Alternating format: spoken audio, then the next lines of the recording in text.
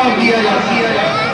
اتنا ہی ثواب اسے بھی دیا جاتا ہے۔ آپ نے قرآن کریم کو سماعت کیا، اور یہ تو اللہ تبارک و تعالیٰ کا شکر ہے، جو جانے رحمت کی عنایتیں ہیں کہ سال کے سال یہ تراویح کا موقع آ جاتا ہے تو پورے قرآن کو ہم سماعت کر لیتے ہیں، ورنہ تو ہمارے پاس ٹائم ہی کہاں ہے قرآن کھولنے کا، ہمارے پاس وقت کہاں ہے قرآن پڑھنے کا، ہمارے پاس وقت کہاں ہے قرآن کو دیکھیں، قرآن کو پڑھیں، قرآن کو سنیں، نہیں، ہمارے پاس وقت نہیں ہے۔ یہ تو اللہ تبارک و تعالیٰ کی عنایتیں ہیں جو اس نے رمضان ہمیں عطا فرما دیا، جس کے صدقے ہم قرآن کو سن لیتے ہیں۔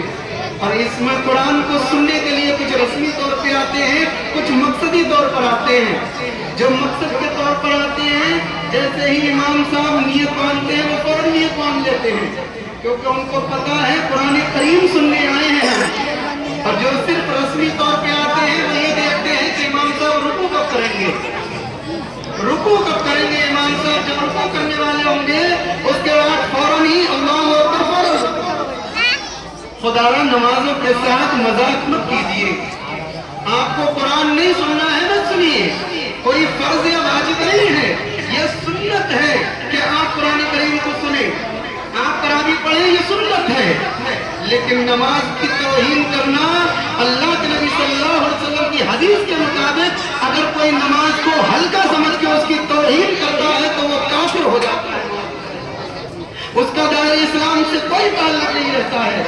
نماز کے لیے ہم نماز پڑھنے آتے ہیں، کسی کو دکھانے نہیں آتے ہیں، تو مسجد میں جب کوئی آئے تو اس نیت سے آئے کہ میں اپنے رب کے گھر جا رہا ہوں۔ دنیا کا یہ نظام ہے، کوئی اگر کسی بڑے کے گھر جاتا ہے تو یہ انتظار دیتا ہے کہ حضرت کے گھر آیا ہوں، کوئی غلط کام ہو گیا تو حضرت ناراض ہو جائیں گے، دوبارہ بلائیں گے نہیں۔ میرے چچا کام بھانجے بھتیجے ہیں، اگر ان کے گھر کوئی غلط کام کر دیا، کوئی خلاف واقعی کام کر دیا، کوئی نامناسب حرکت کر دی تو یہ دوبارہ بلائیں گے نہیں، ناراض ہو جائیں گے۔ پھر یہی